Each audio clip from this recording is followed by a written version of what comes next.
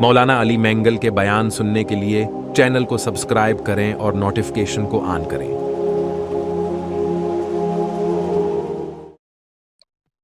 بسم اللہ الرحمن الرحیم۔ اللہم صلی علی محمد وآلہ وعترتہ بعدد کل معلوم لک۔ میرے محترم عزیز ساتھیوں، دنیا آخرت کی کامیابیاں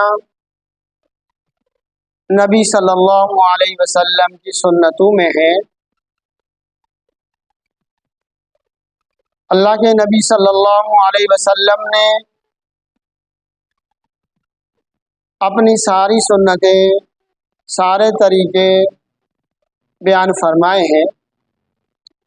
مثال کے طور پر کپڑے پہننے کا طریقہ اللہ کے نبی صلی اللہ علیہ وسلم نے بیان فرمائے۔ راستے میں چلنے کا طریقہ اللہ کے نبی صلی اللہ علیہ وسلم نے ہمیں بیان فرمایا۔ گھر میں داخل ہونے کا طریقہ اللہ کے نبی صلی اللہ علیہ وسلم نے ہمیں سکھلایا۔ گھر سے نکلنے کا طریقہ، مسجد میں داخل ہونے کا طریقہ، مسجد سے باہر نکلنے کا طریقہ نبی صلی اللہ علیہ وسلم نے ہمیں سکھلایا۔ تو یہ دنیا آخرت کی کامیابی نبی صلی اللہ علیہ وسلم کی سنتوں میں، اور سنتوں میں برکت بھی ہے۔ اب چند دن کے بعد ہم عید الفطر کی تیاری کریں گے۔ اب کچھ باتیں نبی صلی اللہ علیہ وسلم کے سنتوں کے کہ عید کے دن کون سی چیزیں سنتیں ہیں اور کون سے احکام ہمارے اوپر لاگو ہیں۔ یاد رکھنا، سب سے پہلی سنت اور سب سے پہلا حکم کہ عید الفطر سے پہلے ہم صدقۃ الفطر ادا کریں۔ عید نماز پڑھنے سے پہلے ہم کیا کریں؟ صدقۃ الفطر ادا کریں۔ یہ اللہ کے نبی صلی اللہ علیہ وسلم کا حکم بھی ہے اور نبی صلی اللہ علیہ وسلم کا سنت طریقہ بھی ہے۔ دوسرے نمبر پر بہقی کے اندر آتا ہے غسل کرنا، کہ عید نماز پر جانے سے پہلے بندہ غسل کر لے، اپنے آپ کو پاک صاف کر لے، پھر اچھا لباس پہن لے۔ اگر بندے کو میسر ہو، طاقت ہو تو نیا لباس پہن لے۔ اگر طاقت نہیں ہے مگر صاف ستھرا لباس پہن لے۔ پرانا کپڑا ہو، پرانا جوڑا ہے تو بندہ اس کپڑے کو صاف کر لے، پاک کر لے، تو اچھا لباس پہننا یہ بھی سنت ہے۔ اور خوشبو لگانا، یہ نبی صلی اللہ علیہ وسلم کا سنت طریقہ ہے۔ اللہ کے نبی صلی اللہ علیہ وسلم عید نماز پر جانے سے پہلے اچھا لباس پہنتے تھے، پھر نبی صلی اللہ علیہ وسلم خوشبو بھی لگاتے تھے۔ اور نبی صلی اللہ علیہ وسلم کی ایک سنت، عید کے دن جو نبی صلی اللہ علیہ وسلم کا معمول تھا وہ سنت طریقہ ہم نے چھوڑ دی، وہ ہم سے چھوٹ گئی ہے، کہ نبی صلی اللہ علیہ وسلم کیا کرتے تھے کہ اللہ کے نبی صلی اللہ علیہ وسلم عید الفطر پر جانے سے پہلے عید کی رات دودھ میں کھجوریں بھگو کر اللہ کے نبی رکھتے تھے۔ گھر میں کھجوریں دودھ میں بھگو کر رکھتے تھے۔ پھر اللہ کے نبی صلی اللہ علیہ وسلم عید الفطر پر نماز پڑھنے سے پہلے، نماز پر جانے سے پہلے اللہ کے نبی صلی اللہ علیہ وسلم وہ کھجور نوش فرمایا کرتے تھے۔ نبی صلی اللہ علیہ وسلم کے نوش فرمانے کا طریقہ کیا تھا؟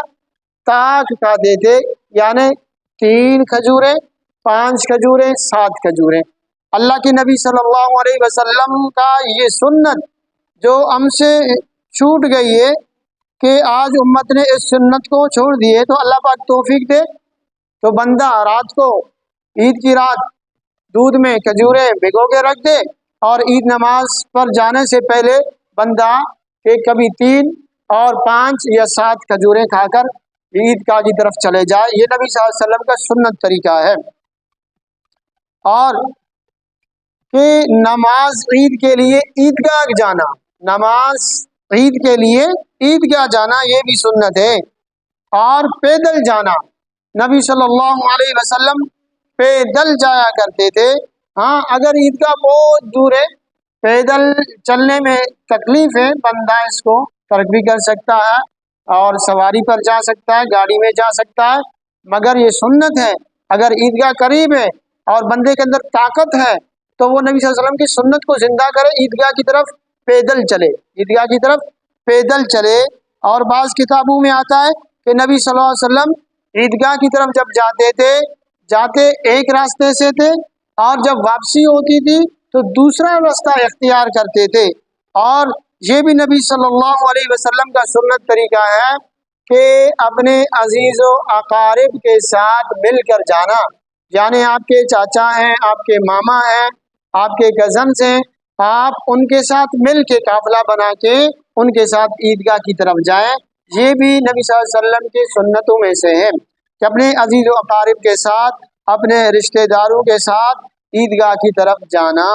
اور دوسری بات یہ ہے کہ نبی صلی اللہ علیہ وسلم جب عیدگاہ کی طرف جاتے تھے، عید الفطر ہو یا عید الاضحیٰ، عید الاضحیٰ کے ٹائم نبی صلی اللہ علیہ وسلم جب عید الاضحیٰ کی طرف جاتے تھے تو تکبیرات تشریق پڑھتے تھے تو بلند آواز سے پڑھتے تھے، یعنی اللہ اکبر لا الہ الا اللہ واللہ اکبر وللہ الحمد۔ اور اسی طرح عید الفطر کی طرف جاتے ہوئے راستے میں تو ہماری زبان پر یہی ذکر ہونی چاہیے، یہ بھی سنت ہے۔ کون سی ذکر؟ لا اللہ اکبر لا الہ الا اللہ واللہ اکبر وللہ الحمد۔ مگر فرق یہ ہے کہ جب عید الاضحیٰ کی دن عیدگاہ کی طرف جاتے زور سے پڑھنا چاہیے، اور عید الفطر کے وقت ہمیں آرام سے آہستہ پڑھنا چاہیے۔